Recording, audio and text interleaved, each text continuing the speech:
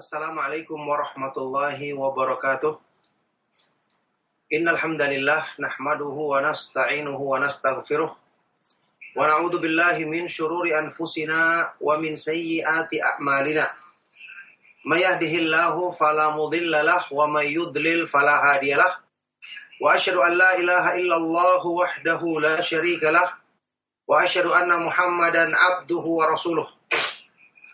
Allahumma salli wa sallim wa barik ala nabiyyina Muhammad wa ala alihi wa sahbihi wa man tabi'ahum bi ihsanin ila yaumiddin, amma ba'du. Alhamdulillah, ma'asyiral muslimin, ma'asyiral ikhwa wal akhwat fid din rahimakumullah.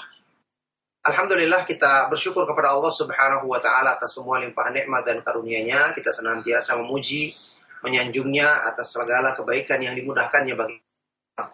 Alhamdulillah, di pagi hari yang berbahagia ini kita dipertemukan kembali di dalam majelis ilmu yang mulia dalam lanjutan kajian kita membahas kitab yang sangat bermanfaat, kitab Al-Ilmu Fadluhu wa Syarafuhu, buah karya dari Al-Imam Syamsuddin Abu Abdullah Al-Allamah Syamsuddin Abu Abdullah Ibnu Qayyim Al-Jauziyah rahimahullah ta'ala.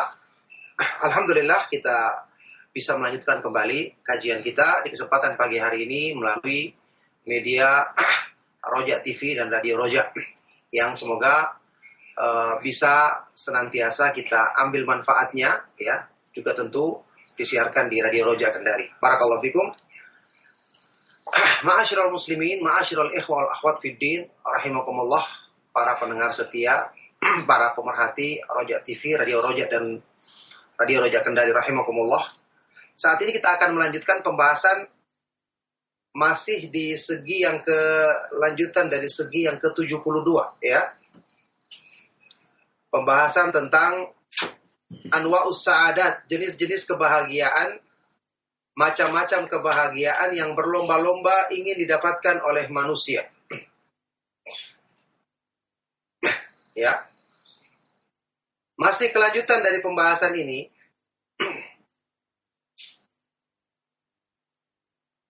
Saat ini kita memasuki pembahasan as-sa'adatul tsalitsah, sa'adah atau kebahagiaan, keindahan yang ketiga, yaitu kebahagiaan dengan hati, kebahagiaan dengan jiwa, kebahagiaan dengan ruh manusia. Inilah kebahagiaan dengan mempelajari ilmu yang bermanfaat. Ya. Mempelajari ilmu yang bermanfaat, kebahagiaan dengan mengamalkan Islam, kebahagiaan dengan mempelajari sunnah Rasulullah sallallahu alaihi wasallam. Ibnu Qayyim rahimahullah ta'ala menerangkan di sini tentang kebahagiaan yang ketiga ini.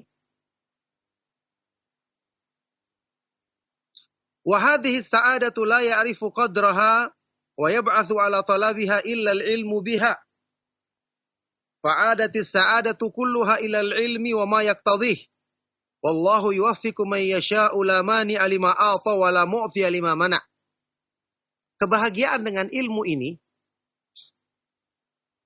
tidaklah mengetahui nilainya yang tinggi dan tidaklah motivasi untuk mengejarnya, untuk berusaha meraihnya, kecuali setelah kita mengetahuinya, setelah kita mempelajarinya. Berarti kebahagiaan itu semua kembali kepada ilmu dan konsekuensi daripada ilmu, yaitu mengamalkan amalan soleh. Dan Allah Subhanahu wa ta'ala, dialah yang beri taufik kepada siapa yang dikehendakinya. Tidak ada yang bisa mencegah apa yang diberikannya, dan tidak ada yang bisa memberi jika Allah Subhanahu wa ta'ala menghalanginya. Ini sehubungan dengan masalah keutamaan dan kemuliaan ilmu. Kebahagiaan puncak yang tertinggi juga hanya kita akan dapatkan dengan izin Allah Subhanahu wa ta'ala setelah kita mempelajari ilmu agama, ilmu yang bermanfaat. Makanya memang kebahagiaan dengan ilmu ini, kalau kita saksikan orang-orang di sekitar kita, sedikit yang berusaha mencarinya. Sedikit yang berusaha untuk mengejarnya. Kenapa? Memang keistimewaan itu Allah berikan kepada orang-orang sedikit yang Allah pilih. Itu saja. Tidak diberikan kepada semua orang. Kan sudah kita bahas berkali-kali dalilnya dalam Al-Quran dan hadits-hadits yang sahih. Allah Subhanahu wa ta'ala menyebutkan yang sedikit jumlahnya itulah orang-orang yang benar. Wa qalilum min ibadiyasy syakur. Ya. Dan sangat sedikit di antara hamba-hambaku yang bersyukur. Wa ma yu'minu aktsaruhum billahi illa wa hum musyrikun, dan tidaklah kebanyakan mayoritas manusia benar-benar beriman kepada Allah kecuali mereka masih dalam keadaan melakukan perbuatan syirik.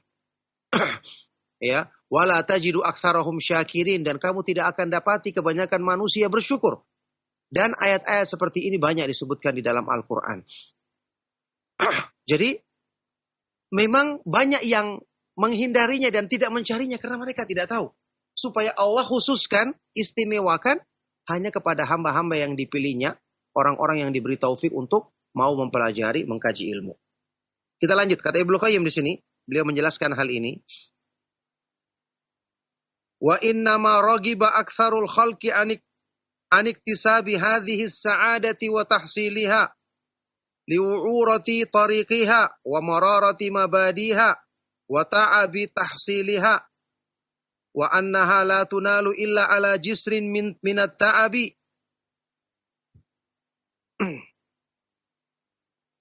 fa innaha la tuhassalu illa bil jiddil mahdhi bi khilafil ulayain.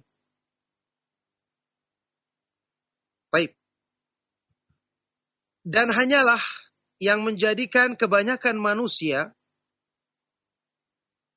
enggan untuk mencari kebahagiaan ini, enggan untuk mendapatkannya, memang jalan untuk menempuhnya susah. Butuh kepayahan untuk bisa mendapatkannya. Ingat sabda Rasulullah SAW dalam hadis riwayat Imam Bukhari Muslim yang terkenal, huffatil jannatu bil makarih wa huffatin naru bisyahwat. Surga itu dilingkupi dengan hal-hal yang tidak disenangi oleh hawa nafsu. Sedangkan neraka dilingkupi dengan hal-hal yang disukai oleh syahwat manusia. Ya. Jadi permulaannya perlu berpayah-payah. Karena nanti ujung-ujungnya adalah kenikmatan. Kebahagiaan yang hakiki.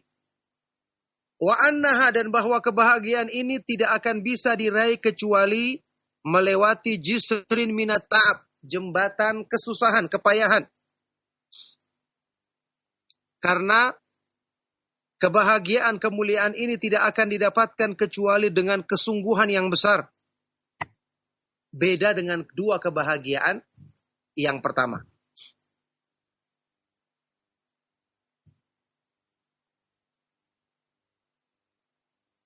Nah, fa innahu ma hadzun qad yahuzuhu ghairu talibihi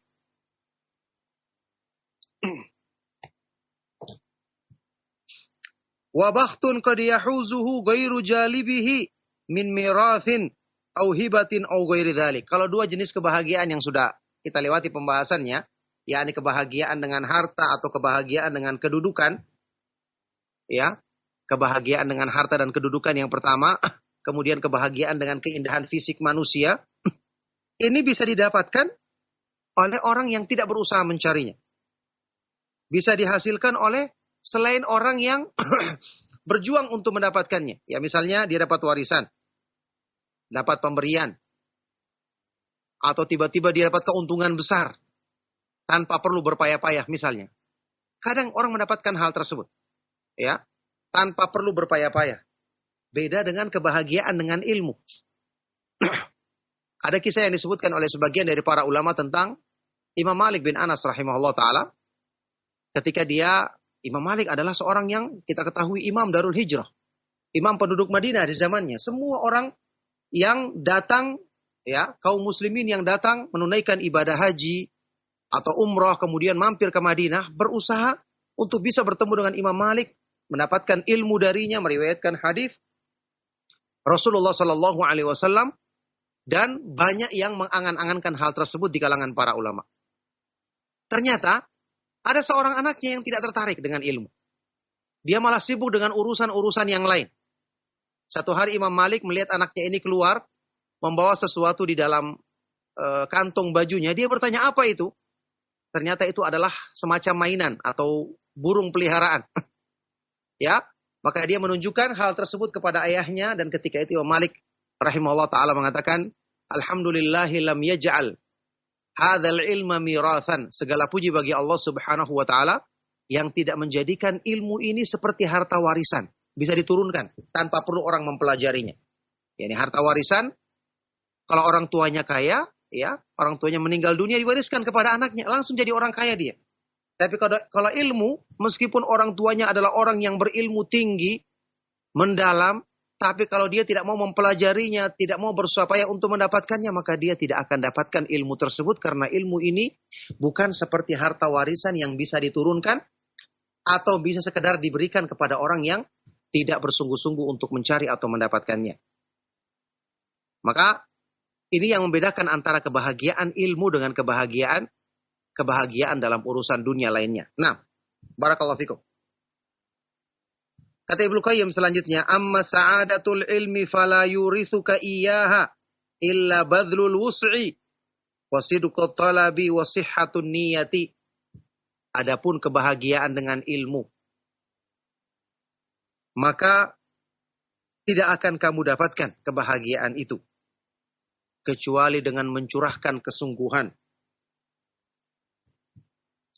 Kecuali dengan mencurahkan kesungguhan. Dengan sungguh-sungguh. Benarnya niat dalam mencarinya. Ya. Mencurahkan segenap kesungguhan. Jujur dalam mencarinya. Dan meluruskan niat. Karena ilmu adalah karunia dari Allah. Bahkan karunia terbesar yang Allah turunkan kepada manusia. Maka tidak mungkin karunia Allah akan diberikan kepada semua orang. Pasti hanya orang-orang yang dipilih. Yakhtassullahu birahmatihi man yasha. Allah Subhanahu wa taala mengkhususkan untuk memberikan rahmatnya kepada siapa yang dikehendakinya. Dzalika fadlullahi yu'tihi man yasha. Itu adalah karunia yang Allah Subhanahu wa taala berikan kepada siapa yang dikehendakinya. Ya. Makanya kebahagiaan ini hanya ditahu oleh orang-orang yang mempelajarinya. Orang-orang yang berusaha mendalaminya, memahami petunjuk para nabi dan para rasul alaihi wassalatu wassalam, kemudian mereka berusaha untuk mengejarnya. Ini adalah taufik dari Allah Subhanahu wa taala. Oleh karena itu, penuntut ilmu ya, mensyukuri nikmat yang agung ini yang Allah Subhanahu wa taala berikan, dan ini merupakan pertanda dia adalah orang yang dipilih oleh Allah Subhanahu wa taala. Makanya pernah saya nukilkan pernyataan dari salah seorang ulama salaf, yang ini juga sering dibawakan oleh Imam Ibnu Qayyim, Syekhul Islam Ibnu Taimiyah dan yang lainnya. Salah seorang ulama salaf yang terdahulu mengatakan, "Lau alimal muluku wa abnaul muluki ma nahnu fihi lajaladuna alaihi bisuyufihim." Seandainya para raja dan para putra-putra, para pangeran, para putra-putra mahkota mengetahui kenikmatan yang kami rasakan dengan menuntut ilmu dan mengamalkannya, niscaya pasti mereka akan berjuang merebut kenikmatan tersebut dengan pedang-pedang mereka. Kalau mereka tahu, mereka akan merebutnya. Cuma karena mereka tidak tahu, sehingga mereka tidak berminat untuk mengejarnya. Ini para raja, orang-orang yang punya kekuasaan, dia ingin memperluas kekuasaannya, berperang untuk mendapatkan harta, memperluas kekuasaan, memperluas kerajaannya. Itu yang mereka cari karena mereka anggap itu puncak kemuliaan. Kata ulama ini, seandainya mereka tahu ternyata puncak kemuliaan itu ada pada ilmu agama, pasti kalau mereka tahu ini, mereka akan merebut itu dari kami. Tapi karena mereka tidak tahu, maka mereka tidak melakukannya. Nah, baik. Kata Ibnu Qayyim selanjutnya, wa qad ahsanal qailu fi dzalika. Sungguh sangat indah ucapan seorang penyair yang mengatakan dalam hal ini, fakullil murajji ma'aliyal umuri bighairi ijtihadin rajautal muhala. Katakanlah kepada orang-orang yang menginginkan balasan-balasan yang tinggi, orang-orang yang mengangan-angankan kedudukan-kedudukan yang tinggi, bighairi ijtihadin rajautal muhala, tanpa kesungguhan, tanpa perjuangan, berarti kamu mengharapkan sesuatu yang mustahil untuk didapatkan. Ya, katakan kepada orang-orang yang menginginkan balasan yang tinggi di sisi Allah tanpa perjuangan keras, tanpa kesungguhan, sama saja dengan kamu mengharapkan sesuatu yang mustahil untuk diharapkan, untuk didapatkan. Yakni kedudukan yang tinggi didapatkan dengan kesungguhan. Urusan dunia saja, kalau sesuatu yang harganya tinggi, nilainya tinggi, harus bersaingan untuk mendapatkannya, harus mengeluarkan harta yang besar, ya. Itu urusan dunia. Padahal dunia setinggi-tingginya tetap rendah. Apalagi urusan yang benar-benar tinggi, yang benar-benar mulia di sisi Allah Subhanahu wa taala, urusan surga yang tempatnya tinggi, fi jannatin 'aliyah, di surga yang sangat tinggi. Jadi, untuk mendapatkan mengikuti selera kita yang tinggi, kita harus mencurahkan kesungguhan. Kalau tidak, maka itu mustahil untuk bisa diwujudkan. Ya. Wa qala al-akhar, penyair lain mengatakan, laulal masyaqqatu sadan nasu kulluhum al-judum yufkiru wal iqdamu qattalu. Kalau bukan karena kesulitan, kalau bukan karena kesusahan, niscaya semua manusia akan menjadi mulia, menjadi tinggi. Ya, ini kalau semua kemuliaan itu didapatkan dengan mudah, ya semua orang mau. Semua orang akan mendapatkan kemuliaan tersebut. Tidak ada lagi yang dipilih, tidak ada lagi yang diistimewakan. Al-judu yufkiru. Kedermawanan, sifat pemurah itu yufkiru. Menjadikan harta kita habis. Resikonya, orang banyak menyumbang, ya pasti dia takut hartanya habis. Makanya kenapa sedikit orang yang menyumbang, apalagi menyumbang dengan ikhlas, karena dia tahu resikonya besar. Ya, ini kelihatan. Uangnya berkurang. Sesuatu yang dicintai oleh nafsunya, berkurang dari tangannya. Al-judu yufkiru. Kedermawanan itu menjadikan orang fakir, menjadikan orang miskin. Wal iqdamu qattalu. Dan keberanian itu bisa membinasakan. Keberanian, ya keberanian maju ke medan jihad, keberanian berperang di jalan Allah, ini kan membinasakan. Ya tentu ini maksudnya jihad yang sesuai dengan syariat. Ya, peperangan yang sesuai dengan syariat Islam. Yang jelas, kenapa kebanyakan manusia tidak bisa meraih kebahagiaan yang hakiki? Jawabannya karena mereka tahu resikonya besar. Ya, karena kejahilan, ada orang-orang yang sudah mungkin mengetahuinya, tapi dia tidak berani untuk menempuh resiko tersebut karena dia mengetahui ini akan, ya kalau rajin bersedekah, dia akan jadi miskin.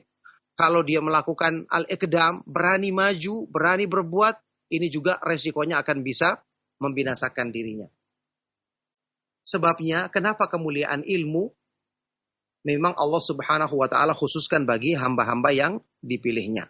Jadi kita masih melanjutkan penjelasan Imam Ibnu Qayyim rahimahullah ta'ala yang menjelaskan bagaimana agungnya, tingginya kemuliaan yang Allah Subhanahu wa ta'ala berikan kepada hamba ketika mereka ingin meraih kebahagiaan dengan ilmu yang bermanfaat. Inilah kebahagiaan yang hakiki, kebahagiaan dalam yang bersumber dari hati manusia. Kata beliau di sini, "Wa man tamahat himmatuhu ilal umuril 'aliyati fa aujaba 'alaihi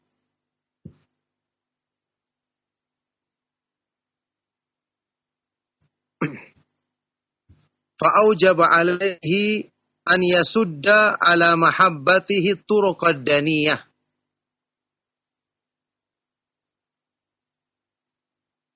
Dan barang siapa yang tekadnya semakin meningkat untuk meraih balasan-balasan yang tinggi, meraih kedudukan-kedudukan yang tinggi, maka wajib baginya untuk menutup dirinya dari kecintaan terhadap jalan-jalan yang rendah.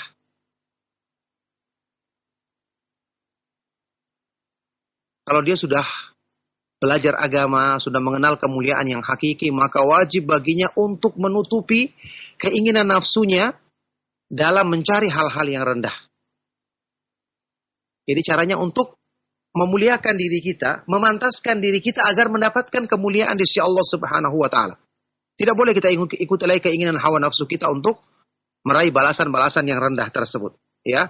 Kata Ibnu Qayyim, "Wa hiya sa'adatu wa in kanat fi ibtida'iha la tanfaku an darbin minal masyaqqati wal kurhi wa ta'adzi fa innaha mata ukrihatin nafsu alaiha wasiqat ta'iatan karihatan ilaiha wa sabarat ala la'waiha wa shiddatiha afdad minha ila riyadin mu'annaqatin wa maqa'ida sidqin wa maqamin karimin yajidu kulla ladzatin dunaha ka ladzati la'ibis sabiyyi bil usfuri bin nisbati ila ladzatil muluki. Ini adalah kebahagiaan, kata beliau. Ini adalah kebahagiaan yang meskipun di awalnya, ingat tadi kita katakan, surga itu dilingkupi dengan hal-hal yang dibenci. Jadi cuma bungkusnya saja. Kalau sudah tembus sedikit, langsung dapatkan surganya. Ini berlaku untuk kenikmatan dunia akhirat, surga dunia dan akhirat. Ya, meskipun di awal-awalnya tidak lepas dari berbagai macam kesulitan atau hal-hal yang dibenci, penderitaan, ya, akan tetapi kalau kita berhasil menundukkan nafsu agar bisa tetap bersabar menjalaninya, kemudian menggiring nafsu kita untuk mentaatinya meskipun dia merasa berat melakukannya, kalau dia tetap bersabar untuk menghadapi kesulitan-kesulitan tersebut, ini akan membawa dia kepada taman-taman yang indah. Membawa dia kepada maqa'idus sidqin, kepada tempat-tempat yang baik di sisi Allah Subhanahu wa taala, kedudukan yang mulia yang kemudian dia akan dapatkan, dia akan mengetahui setelah itu semua kelezatan yang dalam urusan dunia, kelezatan yang lainnya itu adalah seperti kelezatan atau kenikmatan yang dirasakan ya, kenikmatan yang dirasakan oleh seorang anak kecil ketika dia bermain-main dengan burung, ya, dengan seekor burung. Kenikmatan ini dibandingkan dengan kenikmatan yang dirasakan oleh para raja, orang-orang yang memiliki kemewahan dunia yang sesungguhnya. Fahina idzin halu sahibihi kamakil, ketika inilah keadaan orang yang telah merasakan kenikmatan ini sebagaimana yang diungkapkan oleh seorang penyair, wa kuntu ara an qatanaha biyal hawa ila ghayatin ma ba'daha li madhhabu falamma talaqaina wa ayantu husnaha tayaqantu anni innama kuntu al'abu. Ini ungkapannya seorang penyair yang sedang jatuh cinta. Selama ini dia hanya membayangkan kekasihnya. Itu saja dia sudah merasa nikmat.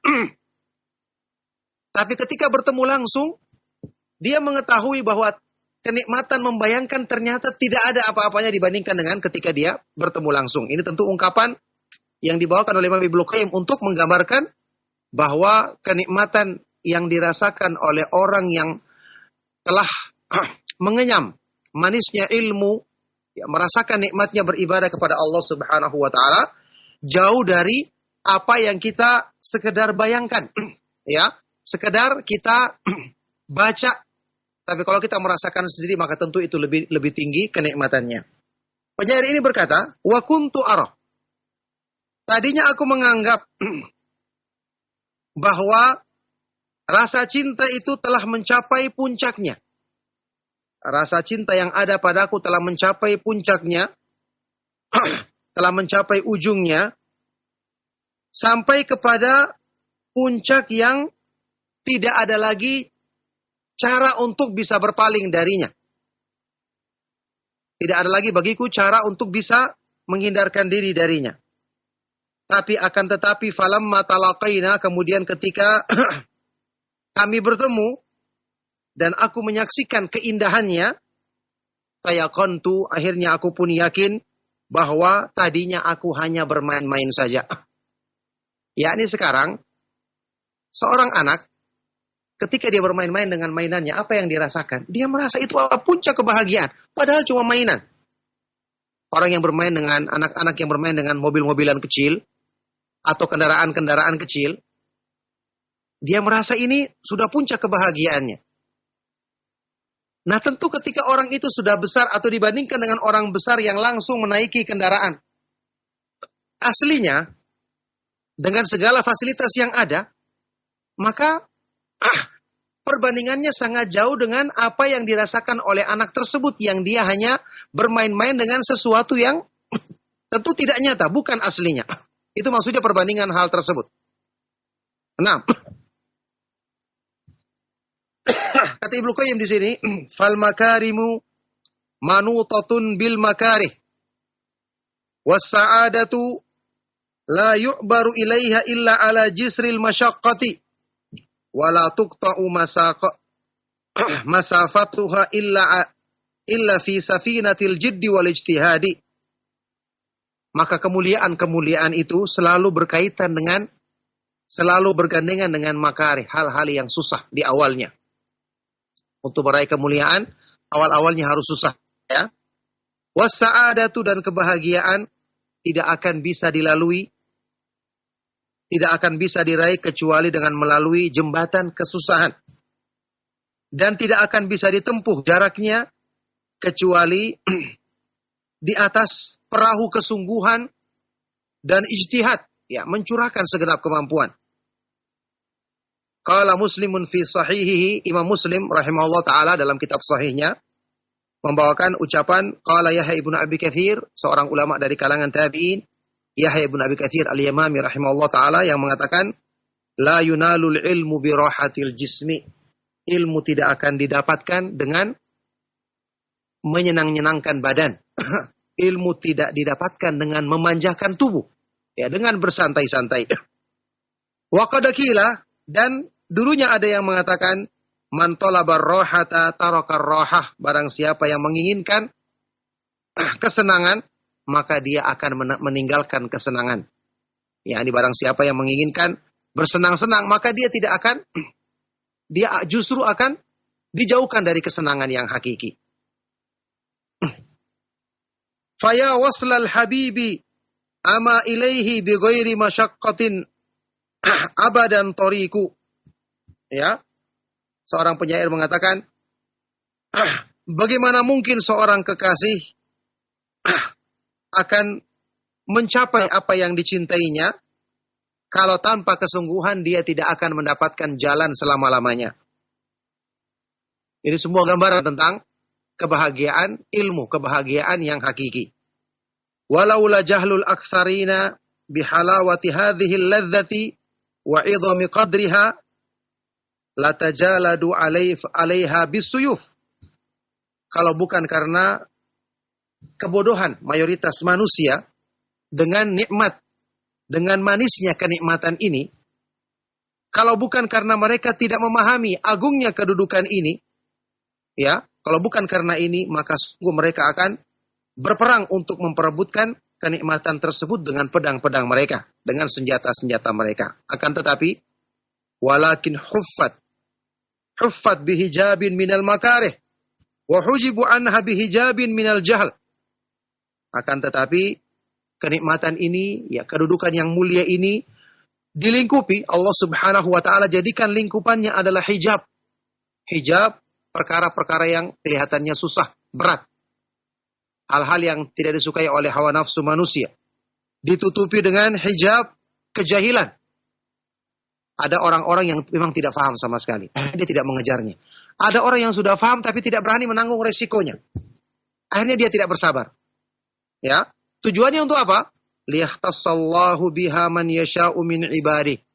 Karena Allah Subhanahu wa taala memang ingin mengkhususkan, mengistimewakan untuk mendapatkan kebahagiaan ini kepada hamba-hamba yang dikehendakinya, hamba-hamba yang dipilihnya.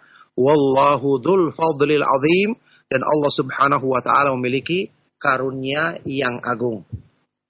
Maka inilah kemuliaan ilmu. Inilah yang menjadi motivasi bagi orang yang beriman dan diberikan taufik untuk menempuh jalan ilmu, mempelajari sunnah para nabi dan para rasul alaihi wassalatu wassalam, untuk bersabar karena memang ini adalah kemuliaan yang tinggi. Alhamdulillah, sampai di sini cukup ya apa yang kita ambil di kesempatan pagi hari yang berbahagia ini. Akhir dari segi yang ke-72, insya Allah di kesempatan berikutnya kita akan lanjut ke segi yang ke-73 dari keutamaan dan kemuliaan ilmu. Semoga bermanfaat apa yang kami sampaikan. Saya beri waktu bagi antum yang ingin menyampaikan pertanyaan-pertanyaan untuk kita jawab dengan memohon pertolongan kepada Allah Subhanahu wa taala. Saya persilakan. Sallallahu wasallam wa barak ala nabiyina Muhammad wa ala alihi wa sahbihi wa man tabi'ahum bi ihsan ila yaumiddin walhamdulillahi rabbil alamin. Nah Ustaz, jazakallah khairan Ustaz, barakallahu fikum atas materi yang telah antum sampaikan saat kesempatan pagi hari ini. Dan ikhwatal Islam azani Allahu ayyakum, untuk berikutnya kami buka sesi interaktif soal jawab bagi Anda yang ingin bertanya dan memperdalam materi yang telah disampaikan oleh beliau. Kami buka sesi interaktif soal jawab bagi Anda yang ingin bertanya secara langsung. Anda bisa menghubungi kami, silakan.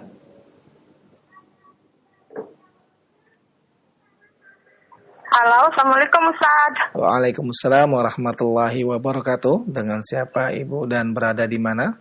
Dari Umu Abdurrahman di Tangerang, Ustaz. Ya, silakan Umu. Ini Ustaz, kalau waktu sholat buang angin yang nggak berbunyi, apakah itu membatalkan sholat atau tidak ya Ustaz? Ya, baik.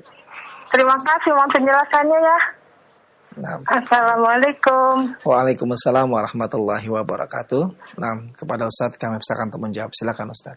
Ya, barakallahu fikum. Pertanyaan bermanfaat sekali dari beliau, tadi ibu yang bertanya. Semoga Allah subhanahu wa ta'ala senantiasa melimpahkan rahmat dan kebaikannya kepada beliau. Ya, orang yang buang angin dalam sholatnya tapi tidak terdengar suaranya, itu pernah disebutkan oleh Rasulullah SAW dalam hadis yang sahih.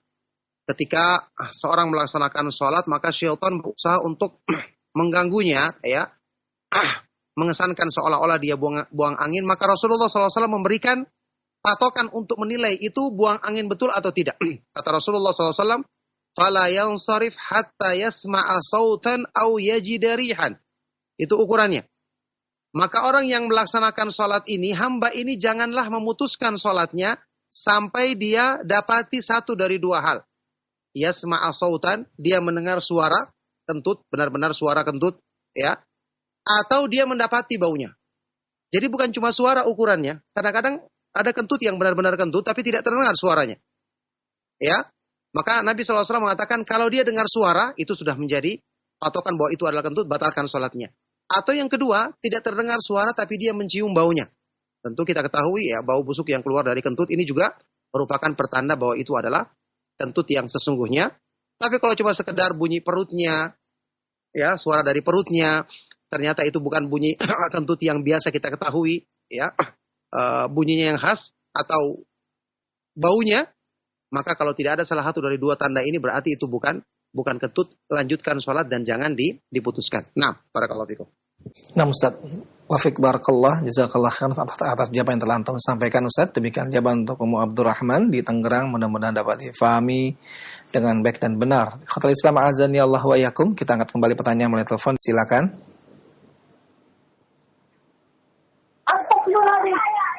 Iya, silakan. Halo, Assalamualaikum. Waalaikumsalam warahmatullahi wabarakatuh. Dengan siapa Ibu dan berada di mana? Saya hamba Allah dari Sulawesi. Ya, silakan Ibu. Begini Pak Ustaz, saya bertanya bagaimana hukumnya. Kan anak saya mau minta bercadar, tapi saya belum izinkan karena maklum di daerah saya kalau ada orang bercadar, pemikirannya bagaimana, saya tidak jadi belum saya mengizinkan.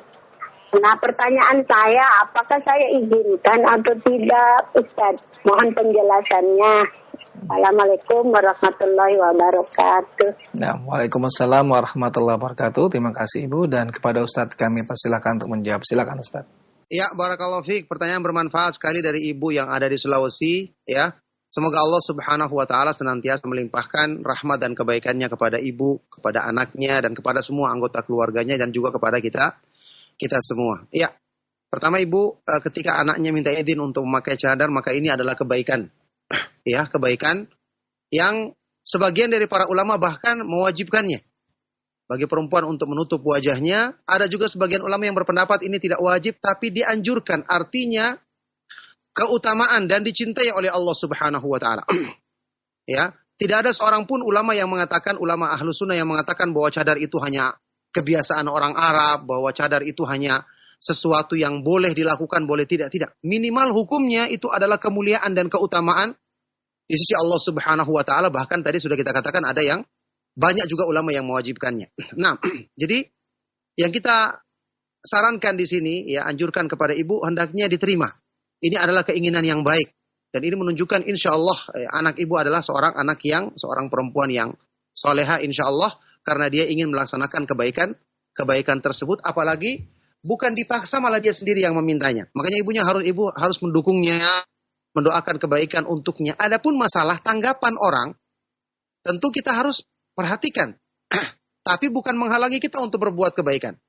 Tanggapan orang bisa kita jelaskan sama tetangga kita. Kita contohkan, kalau kita ke Arab Saudi, banyak orang yang pakai cadar. Terbiasa mereka lakukan. Ini juga tidak menjadikan kita menuduh negeri tempat asalnya Islam ini sebagai negeri yang merupakan sumber teroris. Bahkan mereka adalah orang-orang yang kuat dalam memerangi pemahaman-pemahaman teror, pemahaman-pemahaman ekstrim.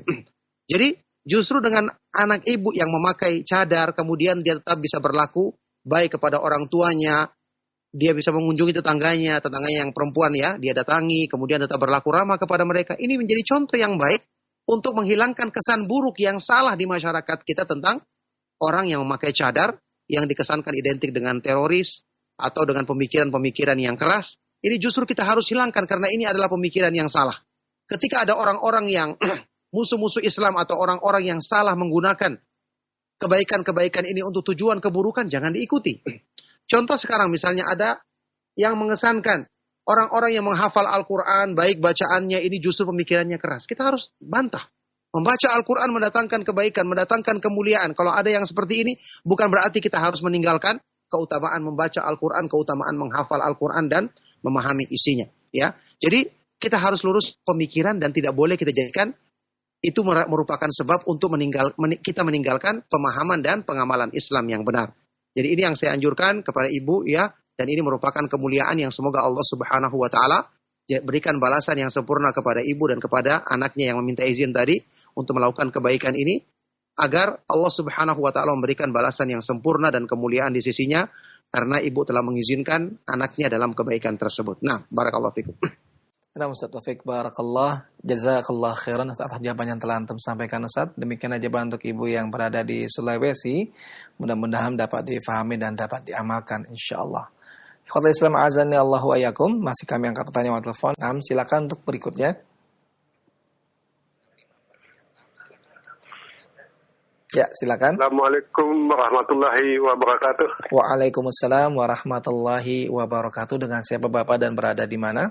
Rijal di Singkawang, Kalimantan Barat. Baik, Pak Rijal di Singkawang. Silakan Pak Rijal pertanyaannya. Kalau Ustaz, semoga Allah Azza wa Jalla merahmati Ustaz bersamaku Roja TV.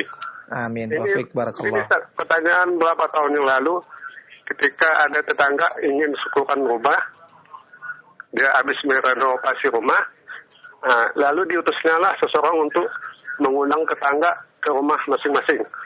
Nah, sebelum yang diutusin itu pulang, Ana menanyakan bagaimana cara acaranya gitu, Ustaz. Jadi dikatakannya hanya bersyukur gitu. Nggak tahunya sampai pada harinya ada bacaan yasinan, Ustaz. Nah, ketika itu Ana mengambil tindakan untuk duduk di luar sambil perundangan selesai membaca surah Yasin. Apakah hal ini yang benar Ana lakukan? Mohon nasihatnya, syukron jazakallahu khairan. Assalamualaikum warahmatullahi wabarakatuh. Waalaikumsalam warahmatullahi wabarakatuh. Afan wa jazakallahu khairan. Dan kepada Ustadz kami persilakan untuk menjawab. Silakan Ustadz. Ya, barakallahu fikum. Pertanyaan bermanfaat sekali dari beliau Bapak yang ada di Singkawang ya. Semoga Allah Subhanahu wa taala senantiasa melimpahkan kebaikannya kepada beliau, kepada keluarga dan juga kepada kita semua. Ya, tentang apa yang disebutkan tadi yang saya tangkap, ya mudah-mudahan saya tidak salah paham. Tetangganya ketika merenovasi rumah, ya memperbaiki rumahnya, kemudian mengundang tetangganya, begitu ya, yang saya pahami, untuk mengadakan acara. Ternyata di dalamnya ada acara yang tidak sesuai dengan petunjuk sunnah Rasulullah SAW dan para sahabat. Yaitu ada bacaan yasinan yang dikhususkan. Ini tidak ada dalilnya dalam syariat. Bagaimana hukumnya ketika dia hanya mengetahui ini kemudian dia di luar saja sampai selesai acara? Apakah dia melakukan yang benar? Pertama, yang diterangkan oleh para ulama ketika seseorang misalnya mendapatkan kenikmatan, kemudian dia melaksanakan acara untuk mengundang orang dalam rangka mensyukuri nikmat tersebut, itu boleh.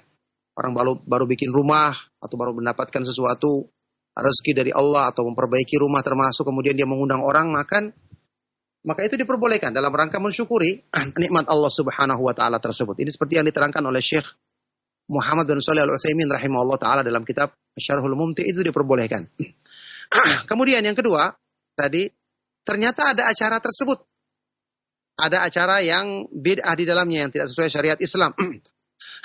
Nah, kalau ada acara seperti ini, apakah sikap yang dilakukan oleh Bapak tadi benar? Dia hanya menunggu di luar, kita katakan ini benar. Dan ini mendingan daripada dia hadir di dalam dan tidak bisa mengingkarinya. Yang terbaik tentu saja harusnya yang dia lakukan adalah ketika ada acara tersebut, ya, dia menghindar supaya tidak terlihat. Karena toh ketika dia terlihat, nanti dianggap dia mendukung, membenarkan acara tersebut. Nanti setelah selesai acara, dia bisa menemui tuan rumahnya, ya, untuk menyampaikan nasihat dengan cara yang baik. Alhamdulillah, apalagi mungkin selama ini dia punya hubungan yang baik dengan tetangganya tersebut, maka dia bisa saling menasihati, mengatakan tidak perlu dengan acara yasinan. Kalau kita ingin baca Al-Quran, baca semua Al-Quran, tidak perlu dengan mengkhususkan bacaan tertentu. Ya, Al-Quran itu semuanya isinya adalah petunjuk, bahkan banyak ayat-ayat yang lebih pantas untuk dibaca atau lebih tinggi kedudukannya dibandingkan surat Yasin, seperti misalnya kalau ayat-ayat kursi, suratnya surat Al-Fatihah, surat Al-Ikhlas, surat-surat yang kedudukannya lebih tinggi. Seandainya ingin dikhususkan, harusnya itu yang dipilih. Tapi juga ternyata Islam tidak mengkhususkannya untuk membaca bacaan tertentu dan meninggalkan surat-surat yang lainnya. Yang jelas, hadis-hadis yang menyebutkan keutamaan Yasin tersendiri itu semua hadis-hadis yang lemah, hadis-hadis yang dhaif. Surat Yasin adalah surat yang mulia, secara umum keutamaannya besar karena dia termasuk firman Allah Subhanahu wa taala dalam Al-Qur'an, tapi tidak ada kekhususannya dibandingkan surat-surat yang lain. Itu yang kita jelaskan kepadanya. Mudah-mudahan Allah Subhanahu wa taala memudahkan bagi beliau ini untuk bersabar dalam menasehati tetangganya dan juga hal-hal yang salah yang dilakukan oleh masyarakat di sekitarnya. Nah, barakallahu fikum. Nah, Ustaz, wafik barakallah, jazakallah khairan atas jawaban yang telah antum sampaikan, Ustaz. Demikian jawaban untuk Pak Rizal di Singkawang, mudah-mudahan dapat difahami dengan baik dan benar. Kota Islam azani Allah wa yakum. Kita angkat pertanyaan berikutnya. Ya. Warahmatullahi wabarakatuh. Waalaikumsalam warahmatullahi wabarakatuh. Dengan siapa Ibu dan berada di mana? Dari Ummu Sabila, Ustaz, di Pekanbaru. Baik, Ummu Sabila di Pekanbaru. Pertanyaan apa Ibu? Silakan. Iya, Ustaz. Syukran. Barakallahu fi, Ustaz, izin bertanya. Gini Pak Ustaz, seseorang ingin mengikuti sunnah-sunnah, tapi di satu sisi lain takut cobaan berat gitu. Seandainya dia melaksanakan sunnah-sunnah, tapi di satu sisi dia merasa takut cobaan berat. Takut cobaan berat seperti apa Bu? Mungkin? Menjalankan sunnah-sunnah, Ustaz. Menjalankan sunnah-sunnah, selain dia mengerjakan wajib, lalu dia mengerjakan sunnah-sunnah, tapi di satu sisi dia ketakutan akan mendapat cobaan berat, karena dia merasa sudah soleh gitu, Bos. Jadi takut mendapat cobaan berat. Baik, qadarullah wa masyafa'al, terputus Ustaz, dan mungkin bisa disimak Ustaz pertanyaannya. Bahwasanya beliau bertanya bagaimana sikap keadaan seorang yang dia ingin menjalankan sunnah tapi khawatir dengan dia melaksanakan sunnah tersebut mendapatkan ujian atau cobaan yang berat, Ustaz. Silakan Ustaz. Ya, barakallahu fikum. Pertanyaan bermanfaat dari Ibu tadi. Semoga Allah Subhanahu wa taala senantiasa melimpahkan kebaikan, rahmat dan taufiknya kepada beliau, juga kepada kita semua. Ya, seseorang yang ingin menjalankan sunnah-sunnah tapi takut dia mendapatkan ujian, ya, mungkin mendapatkan kesulitan-kesulitan, mendapatkan permusuhan dari orang-orang di sekitarnya. Maka bagaimana seperti ini? Pertama, ini ada dari dua tinjauan, Ibu, ya. Yang pertama, kita yakin Allah Subhanahu wa taala yang mensyariatkan Islam ini dengan petunjuknya yang sempurna, ya. Allah Subhanahu wa taala tidak mungkin menjadikan agama Islam ini dilaksanakan justru menjadi beban bagi manusia, menjadi sebab kesulitan bagi manusia. Kita yakin. Justru itu akan mendatangkan kemuliaan bagi manusia. Memang dalam mengamalkan Islam kita butuhkan ilmu agama supaya nanti kita tidak salah menempatkan. Ketika masyarakat belum paham, kita perlu jelaskan kepada mereka. Tapi bukan kita tinggalkan. Bukan kita tinggalkan kebaikan tersebut. kita meninggalkan satu amalan yang tidak wajib, hanya sekedar dia anjuran sementara waktu, diperbolehkan sambil kita menjelaskan kepada masyarakat. Setelah itu baru kita amalkan. Tapi jangan menjadi alasan untuk meninggalkan hal itu seterusnya dengan alasan takut dimusuhi, seolah-olah kita menuduh Allah mensyariatkan ini berarti tidak benar. Kita mengamalkan malah dimusuhi. Belum juga terjadi, kita sudah bersangka buruk kepada Allah Subhanahu wa taala. Ini tidak boleh. Kita yakin dengan mengamalkan Islam justru kita mulia. Kalau Allah mencintai kita, maka Allah Maha Kuasa menjadikan manusia mencintai, menggerakkan hati mereka untuk mencintai kita, sebagaimana hal itu disebutkan di dalam hadis yang sahih. Tinjauan yang pertama. Tinjauan yang kedua, masalah tentang adanya resiko atau ujian ketika mengamalkan agama Allah. Ini adalah memang perkara yang merupakan ketentuan Allah Subhanahu wa taala untuk menguji kesungguhan manusia. Untuk menguji kesungguhan manusia. Para nabi dan para rasul yang paling kuat imannya, mereka paling besar cobaannya. Ya, tapi ketahuilah cobaan ini bukan menjadi musibah. Allah akan menguatkan hamba-hambanya untuk menghadapi cobaan tersebut dan memudahkan mereka untuk meraih kemuliaan setelah adanya cobaan-cobaan tadi yang ketika itu mereka bersabar menghadapinya. Ya, sekarang apapun yang kita lakukan, kita tidak akan diterima oleh semua manusia. Mesti ada permusuhan. Sekarang orang yang menyelisihi agama Islam, berpaling dari syariat Islam, apakah disukai oleh semua orang? Tetap banyak musuhnya. Sekarang orang melaksanakan apa saja, tidak akan bisa kita dapatkan keridhaan semua manusia. Pasti orang akan musuhi kita. Baik kita taat beragama ataupun menyimpang dari agama, tetap orang akan musuhi kita. Jadi kalau patokannya kita mencari keridhaan manusia, ini kata para ulama, ridhal khalq ghayatun la tudrak. Mencari keridhaan semua orang ini adalah sesuatu yang tidak mungkin akan dicapai. Ya, tidak mungkin akan dicapai. Oleh karena itu, kita memilih yang terbaik untuk diri kita. Kita memilih keselamatan kita. Kita yakin kepada Allah Subhanahu wa taala tidak mungkin Dia menurunkan agama untuk mempersulit hidup kita, tapi kita yakin kalaupun ada ujian Allah Subhanahu wa taala akan mudahkan kita menghadapinya. Setelah itu Allah Subhanahu wa taala berikan kemuliaan dan kebahagiaan yang hakiki untuk kita. Nah, barakallahu fikum. Nah, Ustaz, wafiq barakallah, jazakallah khairan Ustaz. Dan ikhwatal Islam azani Allah wa iyyakum, kita angkat pertanyaan terakhir di kesempatan pagi hari ini. Halo, Assalamualaikum. Waalaikumsalam warahmatullahi wabarakatuh. Dengan siapa Ibu dan berada di mana? Dengan Umu Konita di Bandung. Ya, silakan Umu Konita. Pertanyaannya apa? Ya, sebelumnya semoga Ustadz dan seluruh kaum muslimin selalu dalam lindungan Allah Azza wa Jalla. Amin. Jazakillah khairan. Izin bertanya, kalau lagi wudhu nih Ustadz, terus udah sampai tangan, atau misalkan udah sampai telinga. Nah, lalu kentut. Nah, itu apakah harus diulang gerakannya dari awal ataukah tinggal dilanjutkan aja? Itu aja pertanyaan, Ustaz. Nah, cukup ya, Umu Konita. Terima kasih banyak atas pertanyaannya. Wa jazakillah khairan. Dan kepada Ustaz kami silakan untuk menjawab. Silakan Ustaz. Ya, barakallahu fiik. Pertanyaan bermanfaat dari ibu yang ada di Bandung tadi. Semoga Allah Subhanahu wa taala senantiasa melimpahkan rahmat dan kebaikannya kepada beliau dan juga kepada kita semua. Jawaban dari pertanyaan tadi, kalau batal di tengah-tengah, maka diulang dari awal. Ya, di tengah-tengah maupun setelah di akhir tentu saja. Diulang dari awal ya. Karena tadi belum sempurna wudunya dan juga tidak bisa dikatakan hanya sebagian wudu mencukupi, tidak. Maka dia harus ulang kembali dari awal berwudu tersebut sampai kemudian dia menyempurnakannya. Nah, baik, itulah jawaban dari pertanyaan yang terakhir di kesempatan pagi hari ini. Semoga apa yang kita bahas dan kita kaji bermanfaat dan menjadi sebab kebaikan untuk dunia dan akhirat kita, untuk keselamatan kita ketika menghadap Allah Subhanahu wa taala pada hari kiamat nanti. Mohon maaf atas segala yang salah dan kurang atau kata-kata yang kurang berkenan. Sallallahu wasallam wa barak ala nabiyina Muhammad wa ala alihi wa sahbihi wa man tabi'ahum bi ihsanin ila yaumiddin walhamdulillahi rabbil alamin. Subhanakallahumma wa bihamdika asyhadu an la ilaha illa anta astaghfiruka wa atubu ilaik. Wassalamualaikum warahmatullahi wabarakatuh.